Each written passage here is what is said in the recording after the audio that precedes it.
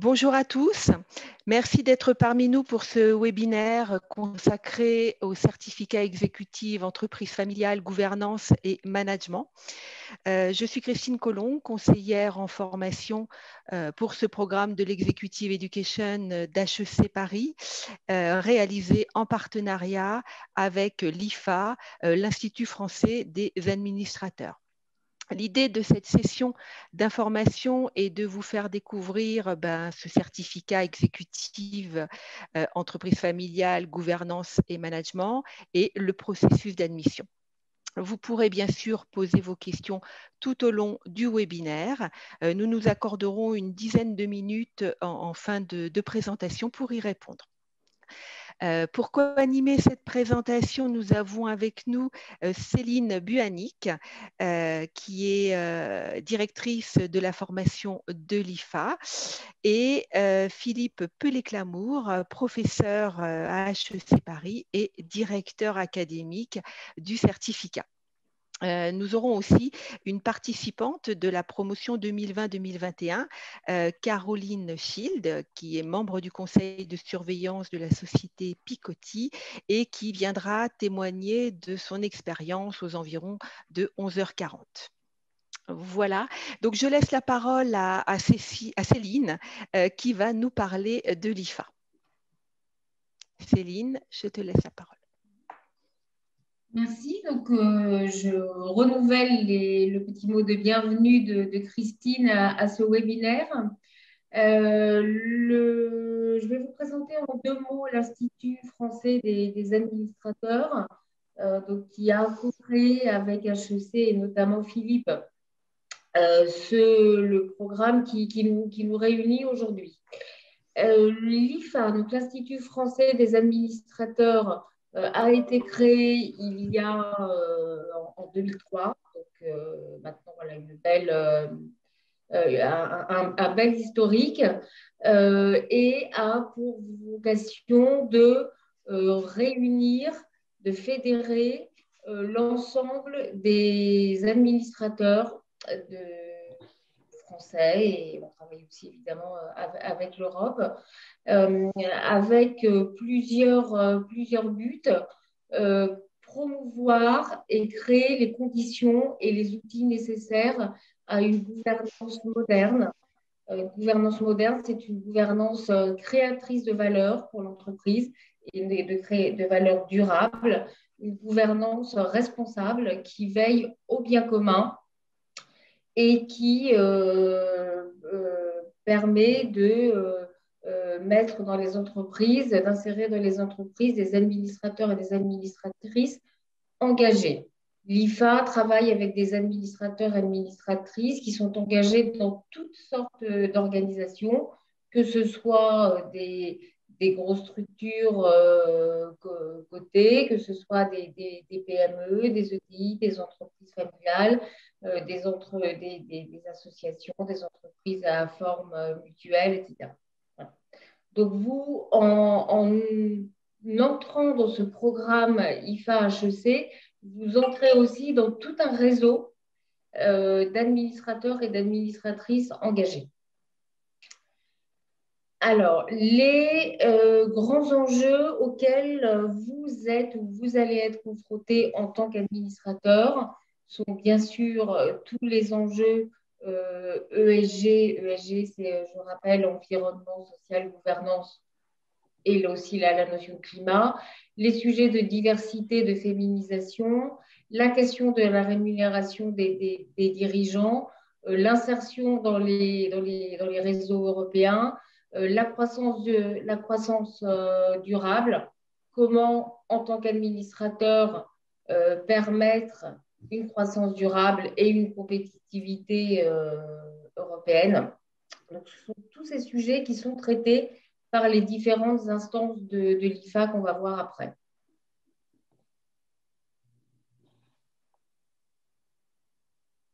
Voilà. Donc, au travers de l'IFA, vous avez accès à tout un réseau qui tient sur plusieurs piliers. Vous avez accès notamment à des publications très nombreuses que ce soit des fiches techniques courtes, des vade-mecum ou des livres blancs, des rapports extrêmement complets. Vous verrez que selon les thématiques qui vous concernent le plus, vous avez une mine d'informations actualisées évidemment en permanence par nos équipes à votre disposition. Vous avez bien sûr la possibilité de participer à des événements très nombreux qui vont enfin reprendre en présentiel. Donc ça, c'est l'occasion de créer, de développer votre réseau, d'échanger avec des pairs. Et bien sûr, vous avez aussi une offre de formation très importante à l'IFA qui se découpe soit avec des formations certifiantes plus longues comme celle qui nous réunit aujourd'hui, ou des formations plus courtes d'une ou deux journées sur des points techniques très précis. Vous avez tout le catalogue à votre disposition sur le site. Toutes ces activités de l'IFA ont un seul but, c'est de promouvoir la communauté des administrateurs engagés. Concrètement, l'IFA, c'est plus de 3000 adhérents. Donc, c'est quand même un réseau extrêmement important. C'est plus de 50 événements organisés chaque année. C'est une organisation avec des commissions et des clubs en fonction des différentes thématiques. Donc, ce sont des administrateurs, des administratrices engagées qui se réunissent pour réfléchir, être force de proposition et faire avancer les sujets qui les réunissent. Au total, on estime qu'il y a 500 contributeurs actifs à l'IFA. Donc, c'est quand même une belle communauté qui réfléchit à ce que doit être la gouvernance de demain. Et en termes de formation, je vous disais que la formation est très importante. Il y a effectivement 170 certificats qui ont déjà été délivrés. Donc, ça montre bien que la montée en compétences des administrateurs est au cœur de l'activité de l'IFA.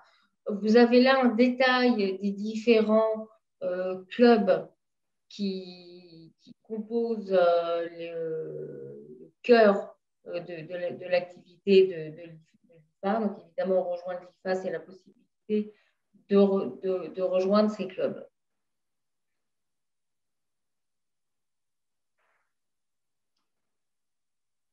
Voilà. Là, vous avez quelques exemples de publications.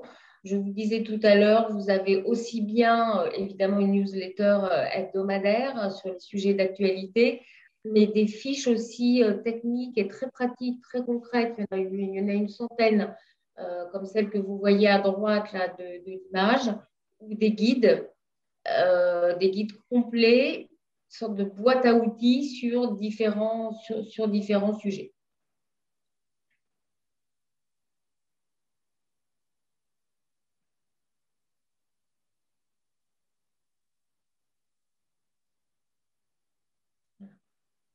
J'attends juste que l'image s'affiche.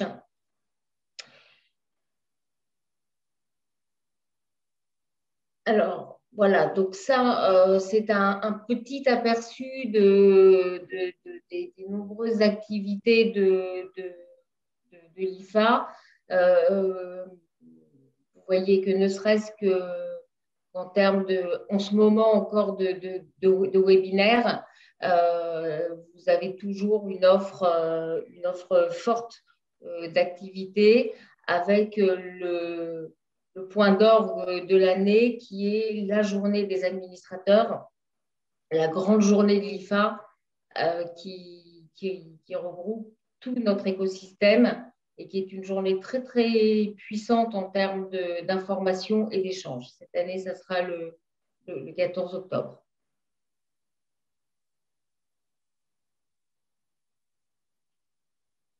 Voilà, donc je suis à votre disposition pendant ce webinaire et après, bien sûr, ce webinaire. Je pense qu'à la fin du webinaire, nos coordonnées sont indiquées. pour vous donner tout renseignement personnel que vous souhaiteriez ou vous mettre en lien avec qui vous le souhaitez au sein d'IFA. Merci beaucoup, Céline.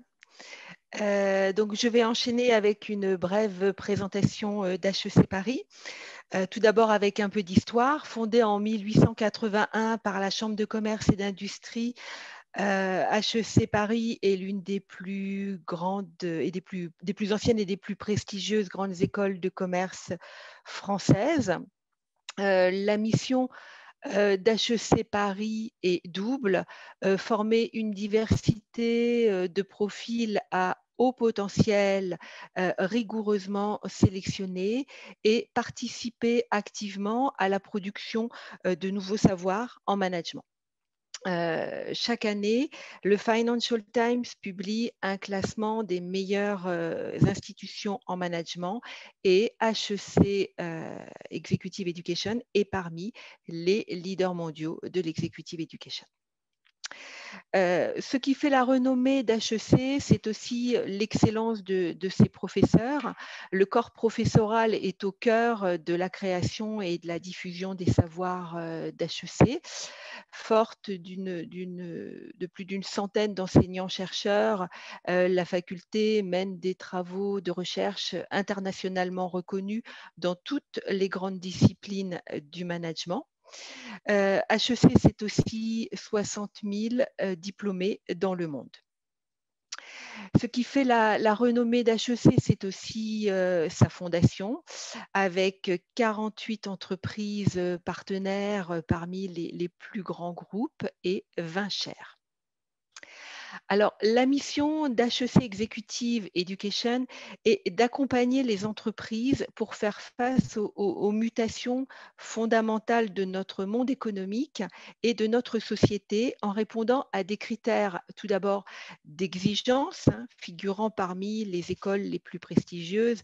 HEC se doit de fournir les meilleurs services et s'adresse aux meilleurs profils. Des critères de pertinence en répondant le plus précisément possible aux problématiques des entreprises grâce au développement de la proximité avec celles-ci et en cultivant la diversité et l'ouverture d'esprit avec une approche pédagogique à la fois collaborative et inclusive. Et bien sûr, tout cela en adéquation avec les évolutions technologiques en matière d'enseignement, avec l'intégration de programmes online et hybrides. Donc voilà, j'en ai fini avec ma présentation d'HEC en général et de l'Executive Education. Je laisse la parole à Philippe Pellet-Clamour qui va rentrer plus en détail dans le programme de ce certificat. Voilà, Philippe, je te laisse la parole. Merci, bonjour à toutes et à tous. Donc, si vous êtes là, c'est que vous vous intéressez à un sujet qui me tient particulièrement à cœur et qui était aussi à cœur de Céline et de Christine, c'est-à-dire que c'est l'entreprise familiale. L'entreprise familiale, c'est une chose un peu particulière, puisque finalement, quand on dit entreprise familiale, on aurait pu vous faire un petit sondage aujourd'hui, vous demander quelle est votre propre définition d'entreprise familiale. Et je suis certain que comme on a pu le lire déjà dans des masterclass ou dans d'autres séminaires, vous auriez tous une définition peut-être un peu différente de l'entreprise familiale, mais qui arrive finalement à la même spécificité. C'est-à-dire que l'entreprise familiale, elle est en quelque sorte unique. Elle est unique, et puis elle est unique parce qu'elle a un autre aspect qui justifie cette spécificité, eh bien, c'est sa temporalité. La temporalité de l'entreprise familiale, c'est une notion essentielle et c'est ce qu'on a essayé de mettre au cœur du programme et au cœur du certificat. Alors, vous avez les objectifs qui se sont affichés devant vous. Je ne vais pas les commenter un par un, mais enfin, ce qui me semble véritablement important ici, si vous voulez, c'est cet élément de complexité et de spécificité de l'entreprise familiale.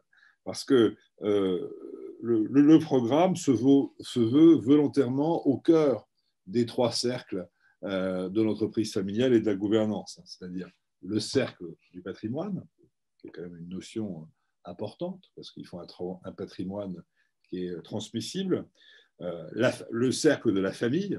puisque la famille porte, bien sûr, le patrimoine et puis porte le troisième cercle, on va revenir, et la famille n'est pas une entité comme les autres, c'est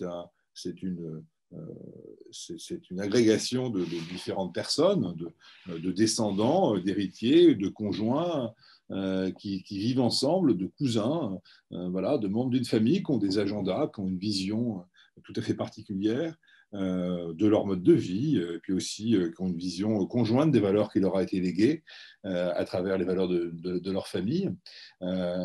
Et donc, il y a tout un travail à faire sur ce cercle de la famille, parce que bien évidemment, chaque cas de famille est unique, et au sein d'une famille, on trouve des situations qui diffèrent bien sûr avec d'autres familles. Et enfin, bien sûr, le dernier cercle, qui est le cercle de l'entreprise. Et l'entreprise a un conseil de surveillance, un conseil d'administration, ou alors un comité stratégique si elle n'est pas encore dotée d'une structure de gouvernance.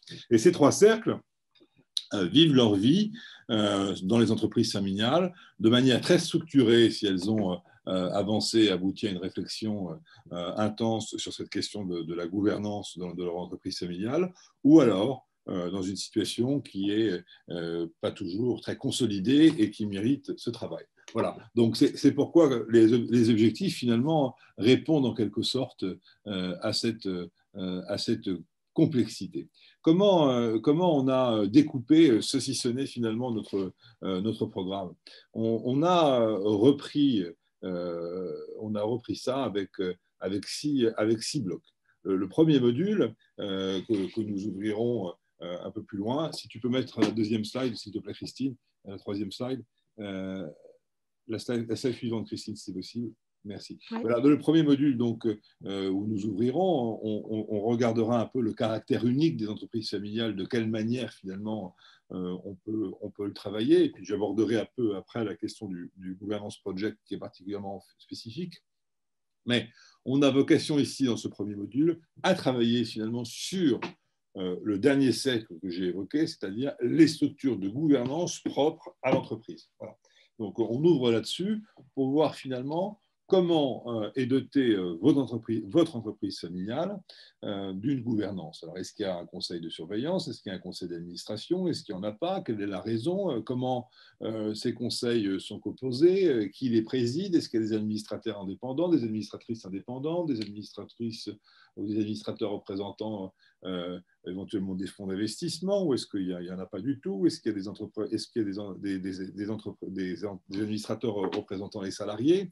Donc, vous voyez, tout un écosystème qui est très particulier, et on va se concentrer sur ce premier module, sur la problématique de l'entreprise et de sa gouvernance, sachant que, bien évidemment, la loi en France, et notamment la loi PAC, permet aux entreprises d'avoir une sorte de tailor-made, de sur-mesure, pour pouvoir choisir un modèle ou un type de gouvernance qui correspond à leur situation. Il n'y a pas de réponse unique. Mais c'est ce qu'on va véritablement creuser dans ce premier module.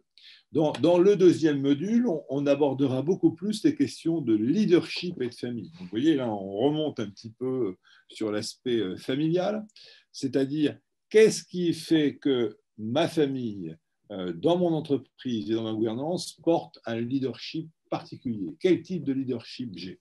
Est-ce que le leadership, c'est de reprendre l'entreprise? Est-ce que le leadership, c'est d'assurer une pérennité pour les générations à venir? Est-ce que le leadership, c'est d'avoir une transmission, par exemple, d'un domaine viticole pour une 4e, 5e, 6e, 7e génération? Ou est-ce qu'au contraire, la vision, c'est de faire une expansion internationale? Ou est-ce que c'est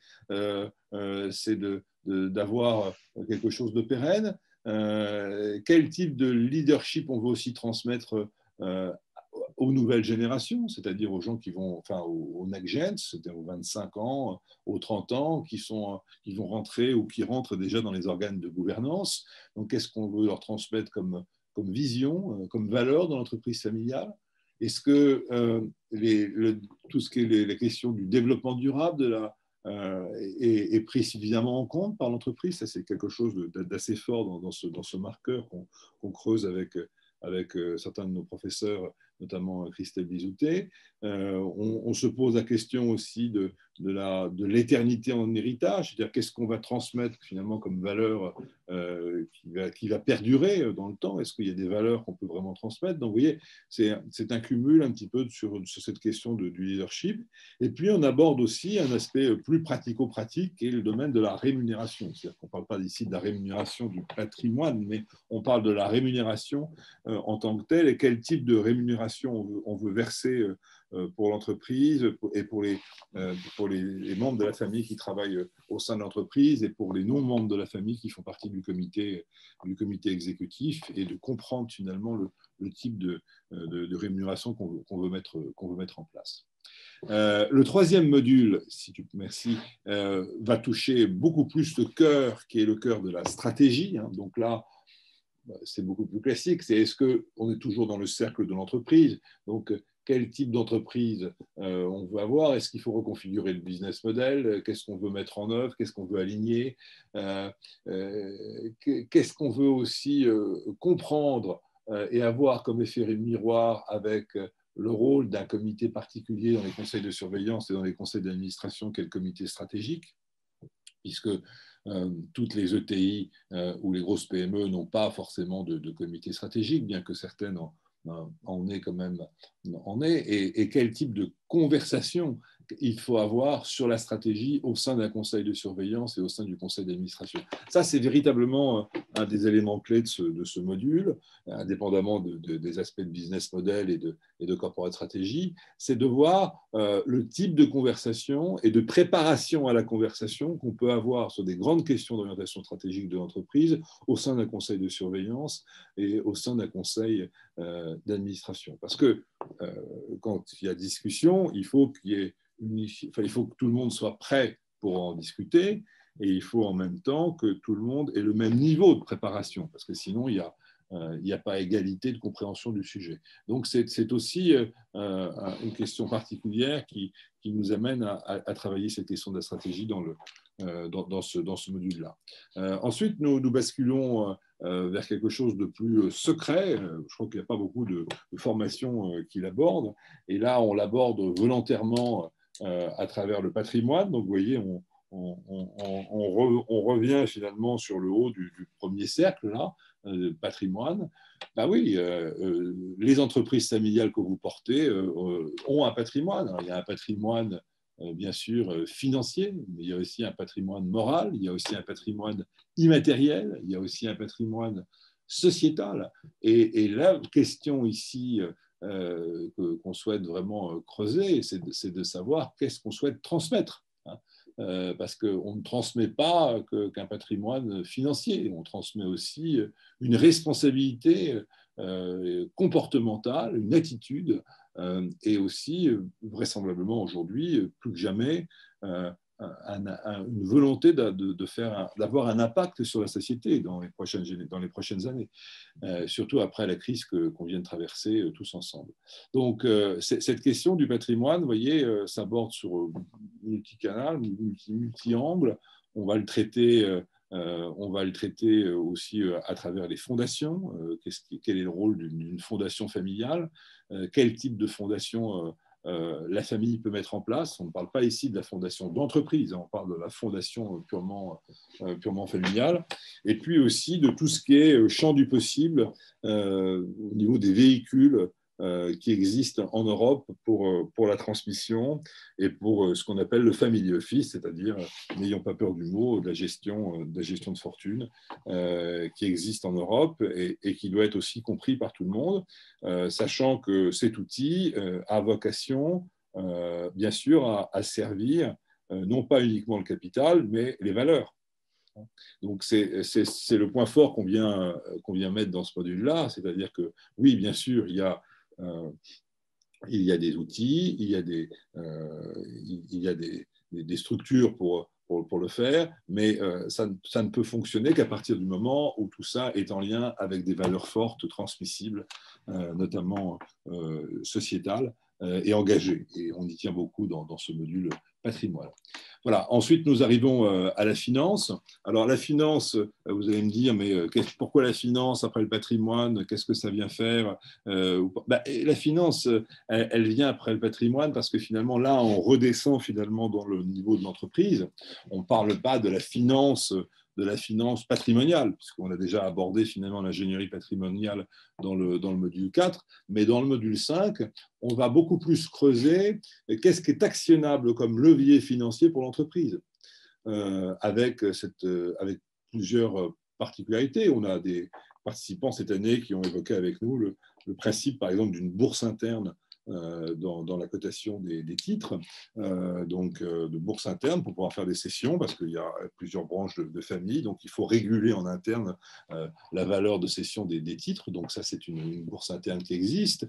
On va aussi aborder la question, bien sûr, de la dilution du capital en faisant entrer des fonds d'investissement, parce que les fonds d'investissement, il faut les prendre sous l'aspect positif qu'ils peuvent apporter, bien que on peut aussi en avoir une image destructrice de ce qu'ils apportent. Mais les fonds d'investissement peuvent aussi aider à hisser l'entreprise familiale vers le haut et aussi obtenir un objectif de valorisation patrimoniale, si je le fais bien avec le module principal, par le management que n'a pas forcément, où la famille n'a pas forcément les ressources dans son équipe de management pour le faire. Donc c'est aussi une des voies d'exploration.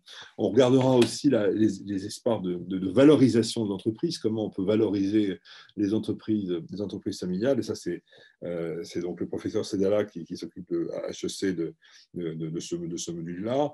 Donc on a beaucoup d'intervenants très forts dans cette partie-là, et c'est véritablement un point fort du programme, ce module. Et puis enfin, nous arriverons à cette chose qui est tout à fait particulière et spécifique au certificat, c'est-à-dire la simulation du conseil d'administration. Alors, on aborde à travers le module 6 une simulation de conseil à travers un cas qu'on a écrit spécialement vraiment pour le certificat, où pendant 2 jours et demi, chacun des participants va être mis en posture de jouer 6 séances de conseil d'administration, où il va tenir le rôle du président du conseil, d'un administrateur indépendant, d'un administrateur représentant la famille, éventuellement d'un administrateur représentant un actionnaire extérieur, type fonds d'investissement. Il va peut-être jouer le rôle d'un administrateur représentant les salariés. Il va peut-être jouer le rôle d'un directeur général non membre du conseil qui est invité à présenter sa stratégie devant le conseil, ou d'un auditeur. Et à travers ce jeu de rôle qui est très dynamique, où chaque situation dure à peu près 2 heures, eh bien, il va y avoir un effet miroir et on va analyser finalement l'attitude comportementale et le positionnement de chacun des acteurs dans ce jeu par rapport à une situation donnée qui est assez importante en termes de préparation, puisque là, on est vraiment dans une simulation de la vraie vie, c'est-à-dire que pour chaque situation critique, il y a un gros dossier de préparation de conseil. Donc, vous rentrez en conseil en vous étant préparé, en ayant envoyé des éléments déjà de préparation pour bien voir que vous avez saisi le dossier, et puis avec une posture à tenir. C'est-à-dire qu'on vous dit, voilà, si vous êtes président, le but c'est de faire ça. Si vous êtes administrateur non membre de la famille représentant un fonds d'investissement, votre but c'est d'aller là, etc. Donc de tenir un jeu, de tenir cette simulation et de voir comment vous êtes perçu par les autres, comment vous êtes perçu et comment vous faites aussi progresser la discussion collective. Parce que là, on parle pas on parle vraiment d'adhésion mutuelle au sein du conseil. Le président modère les débats du conseil, mais il faut que tout le monde puisse parler, tout le monde puisse s'exprimer, quelle que soit l'origine et quelle que soit la différence. Et ça, c'est véritablement une des richesses, je pense, et un des points forts du programme. Voilà. Et dernier élément, Christine, c'est donc le Governance Project. Vous allez me dire, mais qu'est-ce que c'est que ce Governance Project qui vient se balader sous les briques du certificat? Eh bien, le Governance Project, c'est en quelque sorte l'agrégation du savoir que vous avez eu avec ces six modules et qui porte dès le début, puisque finalement ça on le demande dans votre dossier de candidature, de savoir sur quoi vous voulez travailler par rapport à votre entreprise familiale. Quel est votre souci? Est-ce que votre souci, c'est d'intégrer la nouvelle génération? Est-ce que votre souci, c'est de modifier ou de mettre en place une gouvernance, comme on vient de le voir, qui est particulière à l'un de ces trois cercles ou aux trois cercles? Est-ce que votre souci, c'est de creuser un conseil d'administration, un conseil de surveillance qui est plus performant? Donc, du coup, de travailler sur des éléments de feuille de route et de discernement, d'amélioration de votre outil de gouvernance, qui est le conseil de surveillance ou le conseil d'administration. Voilà. Ou alors de travailler sur la création d'une fondation ou de travailler sur la création d'un conseil de famille, puisque je n'en ai pas parlé, mais le conseil de famille est bien sûr au cœur des trois cercles et fait le lien entre les trois cercles.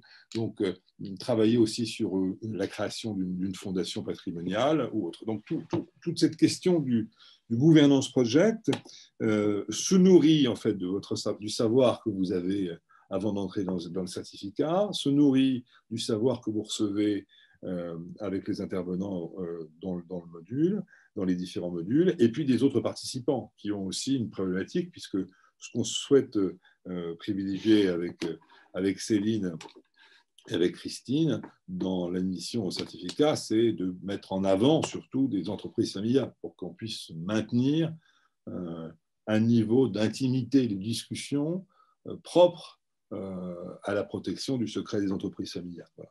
On prend, bien sûr, on admet quelques dirigeants externes ou membres de conseil d'administration de sociétés familiales, mais on veut surtout que ce soit des membres d'entreprises familiales de manière à pouvoir créer cet environnement bienveillant et protecteur. Voilà, Christine. Alors, que dire d'autre avant l'arrivée de notre invité surprise dans 3 minutes? Donc, ce que nous avons. Voilà. Alors, je peux peut-être vous parler du processus d'admission. Donc, de toute façon, là, après cette présentation, je vais vous envoyer le replay de la présentation et puis un lien vers mon agenda si vous souhaitez prendre rendez-vous avec moi pour discuter de votre projet, pour voir si votre profil est bien en adéquation avec ce certificat. Donc, je reviendrai vers vous et pour poser votre candidature à ce certificat. Donc, un premier entretien avec moi pour voir votre profil. Puis ensuite, je vous enverrai un dossier à remplir que je transmettrai à Philippe pour un entretien plus approfondi. Voilà comment ça se passe pour le processus de candidature. Donc, là, ce que je peux faire aussi, c'est, alors là, je vais vous parler de la biographie de Philippe, qui est notre directeur académique sur ce programme. Donc, je vous laisserai lire sa biographie qui est très impressionnante, mais je vais vous faire un petit résumé. Donc, Philippe est docteur en sciences de gestion et professeur affilié à HEC. Il enseigne différents cours dans les domaines de la stratégie, donc mise en œuvre, gouvernance d'entreprise et private equity. Il faut savoir que Philippe a commencé sa carrière dans une entreprise familiale. Puis, il est devenu directeur général de la société BIC pour l'Europe centrale et orientale. Il est aujourd'hui président d'un fonds d'investissement qu'il a créé avec l'aide de plusieurs family office. Et il est aussi membre de l'Institut français des administrateurs. Donc, voilà pour notre directeur académique du programme. Alors, on va peut-être commencer à répondre à vos questions. Peut-être un mot, Oui, Christine, Philippe, peut-être un mot dire que sur les intervenants tous les intervenants du programme, en fait, je ne les ai pas cités. On peut peut-être dire que par module, sur le premier module, en fait, on a beaucoup de richesses puisqu'on a Dominique Druon, donc de l'IFA, qui intervient, donc qui est quand même une des grandes spécialistes des questions de gouvernance entreprise. On a aussi, je veux dire, un grand juriste qui vient aussi éclairer la responsabilité. Sur le deuxième module, comme je citais, il y a Christelle Bizouté sur tout ce qui est responsabilité sociale et environnementale. On a Alain Bloch, bien sûr, à HEC, qui est un des grands spécialistes de l'entreprise familiale, qui a écrit un remarquable livre, L'éternité en héritage, donc qui a quand même fait beaucoup de choses. Rodolphe Durand, qui est un prof-chercheur aussi important, qui a quand même fait beaucoup de publications sur tous ces aspects de leadership. Voilà, Laurence Lehmann pour la stratégie. Du côté de l'IFA, donc, Marie-Noëlle de Pembroke anime tout le module sur le patrimoine avec Marc Vasselin. Donc, ce sont deux grands intervenants de l'IFA. Donc, Marie-Noëlle est se trouve des familles fils. Voilà, donc pour dire qu'on a quand même cet équilibre avec des très très grands professionnels, voilà, et des profs aussi, donc qui apportent une vision chercheur et angle, et ça c'est important. Voilà. Pardon, je vais juste compléter pour pas ne mettre l'éclairage que sur moi, mais aussi sur toute l'équipe d'intervenants dans le certificat qui sont là. Tout à fait, merci. Alors, écoutez, si vous avez des questions à nous poser, vous pouvez, on peut déjà commencer à y répondre en attendant que Caroline nous rejoigne. Est-ce que vous avez des questions?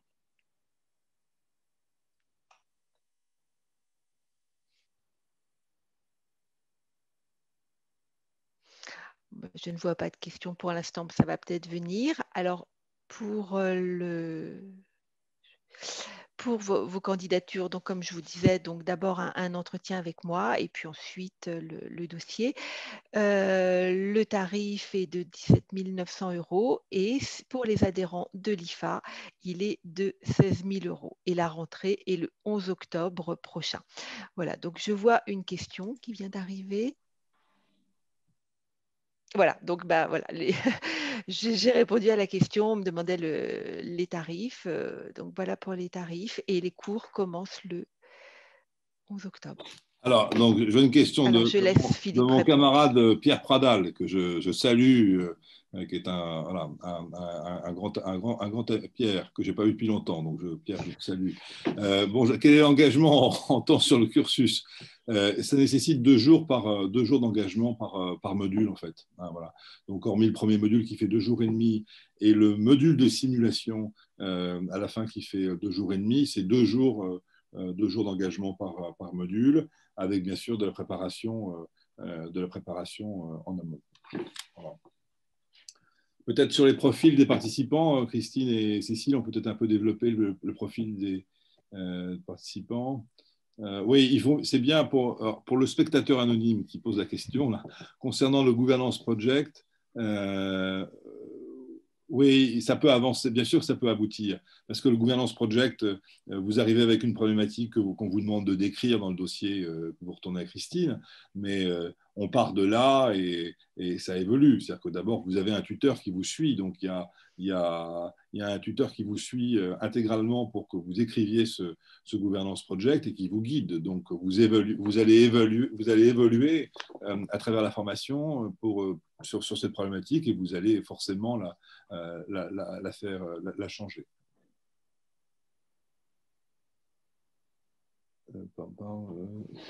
Les cours, c'est à Porte de Champéret et donc c'est au château pour la simulation. Voilà. Donc, je ne sais pas si Caroline est là. Sinon, voilà Caroline qui vient. Donc, vous allez entendre Caroline Gilfield de Picoty, donc, qui est une de nos participantes de cette année, qui vous allez voir est très... voilà. Je laisse Caroline avec Céline et avec Christine. Voilà.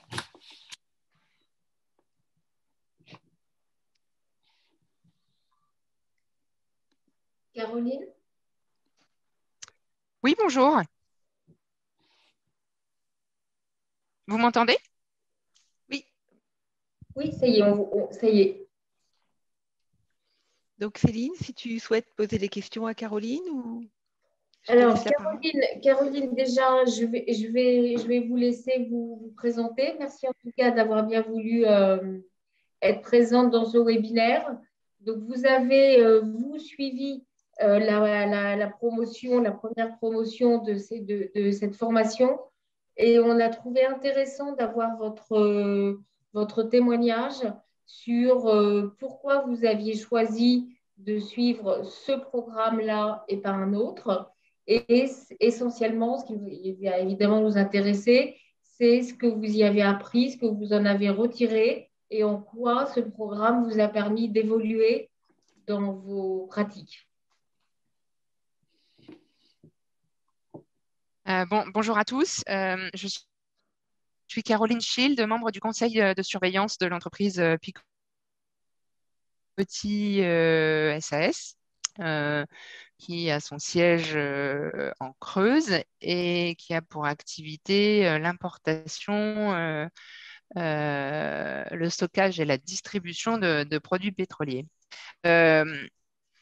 Et donc, j'ai réalisé ce certificat avec mon frère, qui est pressenti pour prendre la suite de nos oncles, qui sont membres du directoire.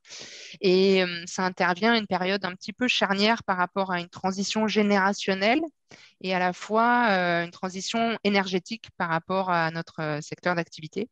Donc, une période très challengeante.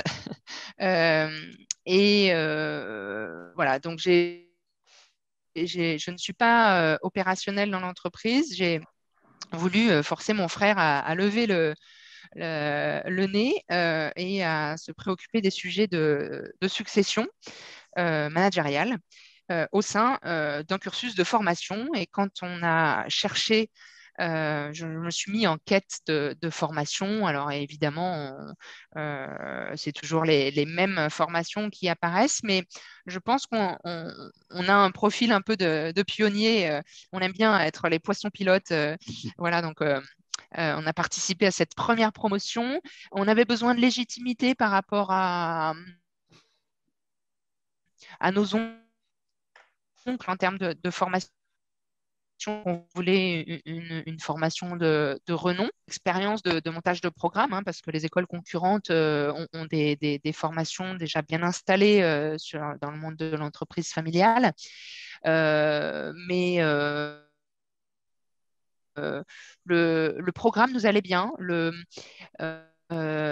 montage de 2 jours par mois, je salue notamment cette programmation et cet enchaînement de modules 2 jours par mois. On a beaucoup le temps de progresser entre les modules, de digérer l'information, de maturer certains feedbacks. Voilà, donc il se passe plein de choses dans le conscient et dans l'inconscient.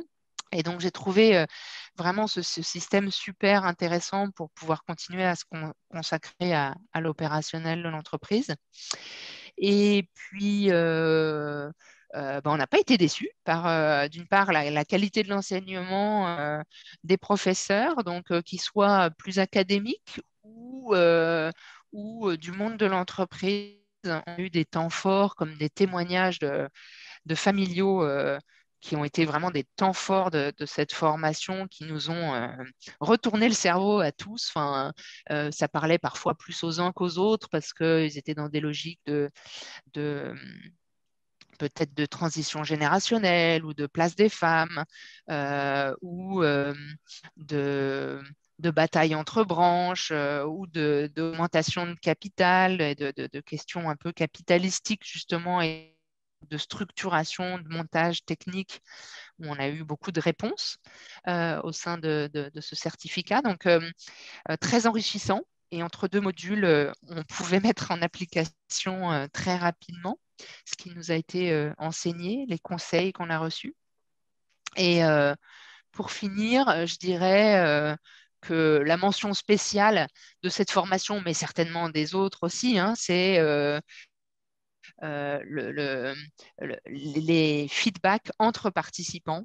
Ici, au sein de cette école, la façon dont les modules, le certificat a été piloté par Philippe et d'autres ont donné un esprit très bienveillant, très On était très à l'écoute les uns des autres, on se nourrissait des histoires des uns et des autres, tout en s'identifiant à chaque fois dans les problématiques et les enjeux. Donc, ça, c'était passionnant.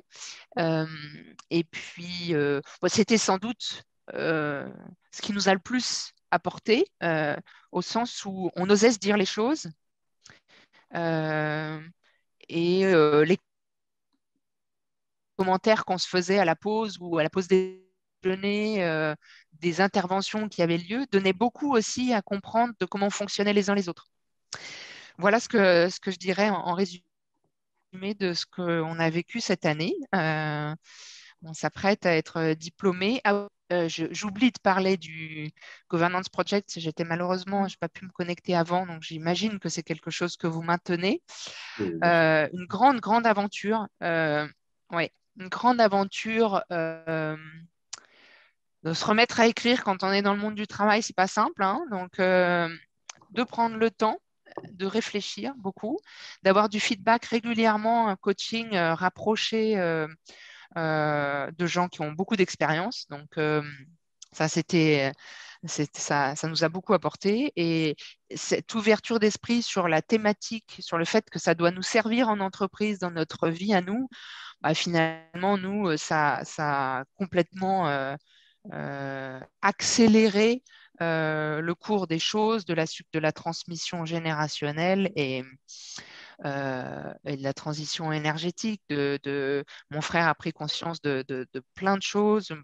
Moi, j'ai trouvé peut-être une posture une position plus claire.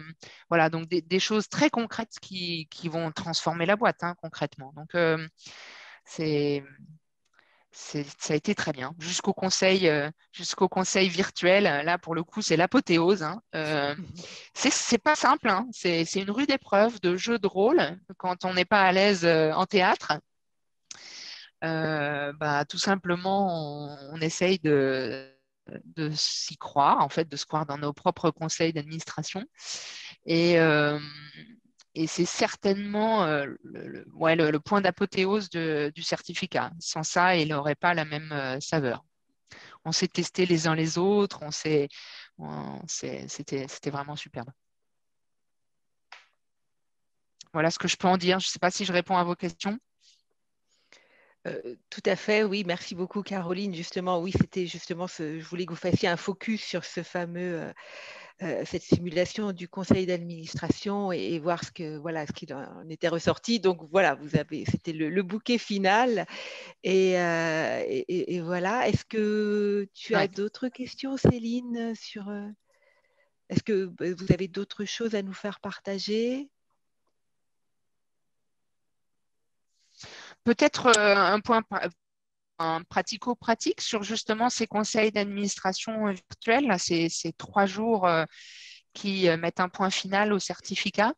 Sont des moments vraiment intenses. On a une très courte préparation, hein, concrètement, un gros cas à lire, à bûcher pour rentrer dedans, pour rentrer dans la famille, les membres qui sont les uns les autres, la psychodynamique d'une part, mais aussi les postures, les fonctions, le passif, l'histoire du grand-père, du neveu, de la belle-sœur, etc. Et finalement, ça demande une gymnastique de l'esprit pour sortir un petit peu de ce qu'on vit et de prendre une casquette différente à chaque conseil d'administration. D'ailleurs, je trouve très enrichissant de prendre une posture différente à chaque demi-journée. On fait 3 jours, 5 conseils d'administration, dont 2 de crise qui ne sont pas préparés ou qui sont préparés un quart d'heure avant.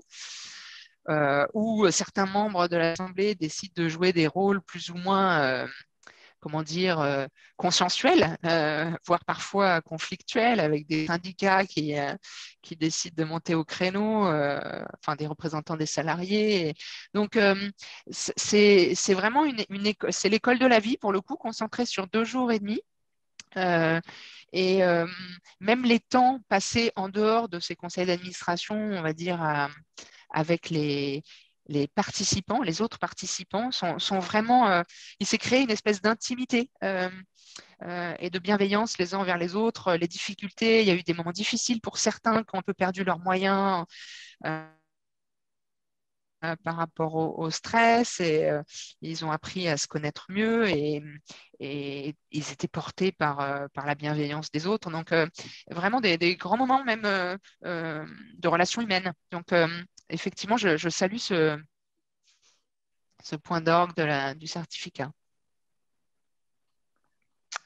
Merci Caroline. Peut-être Caroline, un mot finalement sur le fait de la posture. Comme tu dis, tu es venu avec ton frère, avec Mathias, et ça en fait, de venir comme ça en fratrie, de venir en famille, c'est quand même une bonne chose, non? Enfin, ou c'est un mauvais. Enfin, vous avez décidé avec tous les deux, mais non. Vas-y. À faire absolument. Et il ne faut pas faire de petites économies. Là, j'ai envie de dire, il faut absolument être au minimum deux, de mon point de vue, évidemment, ne serait-ce que pour ne pas ressortir avec trop de certitude de ce certificat, c'est-à-dire se challenger l'un l'autre sur ce qu'on en a retiré. Nous, le soir de chacun de ces modules, donc ça faisait presque 6 ou 7 soirées dédiées où on ne s'est pas vu entre membres de la promo, mais on s'est vu, mon frère et moi, on avait déjà pris une journée cours d'enseignement, on avait la tête bien dédiée à notre problématique. C'est des moments très privilégiés. J'ai des souvenirs même au restaurant. Ça n'a plus été possible pendant le reste du certificat, mais où effectivement, on refait le monde et c'est hyper important, je trouve, d'avoir un miroir avec qui échanger, même pour ne pas être d'accord, en fait, pour dire ah bon, toi, tu as pensé ça, mais moi, je ne l'ai pas senti comme ça. Et puis, est-ce que tu as aimé cet intervenant-là? Et moi, je l'ai trouvé, j'ai pas aimé cette posture-là, ou qu'est-ce que tu penses? Et si on faisait ça dans la vraie vie? Enfin, voilà, c'est ces échanges-là que finalement, si on a avec nous-mêmes, ça, c'est plus pauvre. C'est tellement plus riche, en fait, à deux, à minima. On avait une famille, ils étaient trois. J'ai senti que c'était enrichissant aussi. Donc, non, je militerais plutôt pour. Merci. Merci, Caro. Merci, Caroline. Alors, on se retrouve bientôt avec Caroline pour la remise du certificat en Bourgogne. Hein, Tout à fait. On a une famille qui nous accueille dans un domaine viticole. Malgré le gel, j'espère qu'il reste quelques bouteilles pour fêter ça. Voilà, Christine et Céline. Ok, bah écoute, merci beaucoup Caroline pour ce témoignage. Alors, est-ce qu'il y a d'autres questions parmi les personnes qui assistent au webinaire? Donc, je ne vois pas d'autres questions pour l'instant. Donc, de toute façon, moi, je reviens vers vous tous dès… Ah, je vois une autre question peut-être.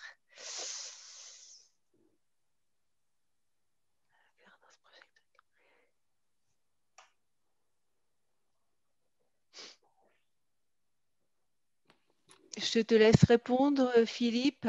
Je ne vois pas la question, pardon. L'objectif de ce certificat est-il compatible à une entreprise de type fonds d'investissement? C'est-à-dire qu'en fait, si vous êtes un fonds d'investissement, vous n'êtes pas une entreprise familiale. Donc, mais par contre, si vous êtes une entreprise familiale avec un fonds d'investissement, c'est compatible. C'est-à-dire qu'il y a quand même beaucoup d'entreprises familiales et on avait des participants qui avaient une activité d'investissement qui était supérieure à une activité d'opération. Alors, ce n'est pas le cas, par exemple, pour Caroline et son frère, où c'est d'abord les opérations qui priment, mais on avait deux autres familles où finalement, il y avait plus d'investissement à prévoir par des liquidités que par finalement des opérations. Donc, tout dépend de la proportionnalité dans laquelle vous êtes, en fait. Donc, chaque situation là-dessus est unique. À voir en parlant avec vous, Christine. Il y a aussi donc de toute façon, deux oui, questions je te auxquelles laisse on n'a parler. pas répondu. Oui, Céline, vas-y. Une question de fond, peut-être plus pour toi, Philippe. En termes de stratégie court, moyen, long terme d'entreprise familiale et ou de groupe familial, et en termes d'exécution de stratégie, avez-vous des business cases de HEC? Oui, bien sûr. On a beaucoup de business, on a des business cases. On a des business cases d'HEC, on a des business cases aussi d'autres écoles. Et on prend finalement que des exemples d'entreprises familiales, quoi.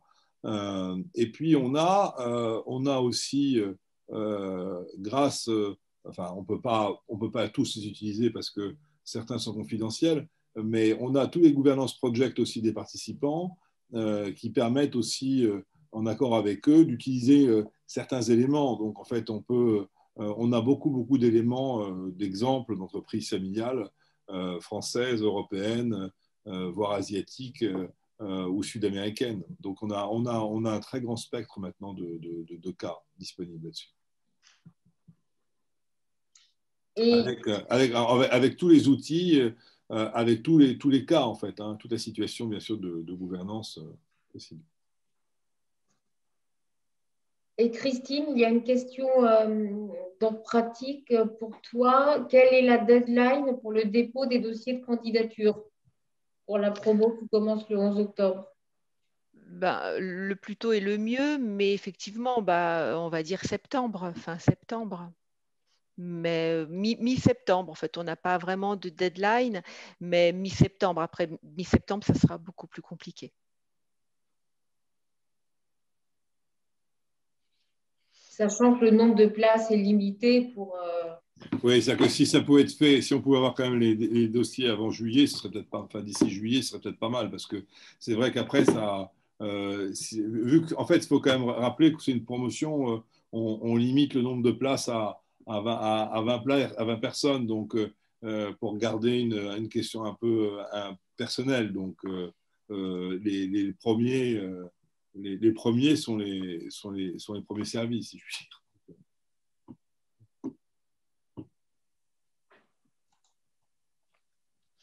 Voilà, bah écoutez, il est 12h01, donc je vous laisse faire la conclusion, mesdames. Notre session se termine. Merci à vous tous. Moi, comme je vous l'ai dit, je reviens vers vous dès demain avec la présentation, le programme, et puis je vous proposerai de prendre rendez-vous avec moi pour un entretien personnalisé pour étudier votre profil. Voilà, donc je vous dis merci. J'espère que vous aurez l'occasion de suivre cette aventure avec nous et de venir dans nos rangs pour cette prochaine promotion. Et je vous dis à très bientôt. Au revoir, à bientôt. Au revoir. Au revoir, merci.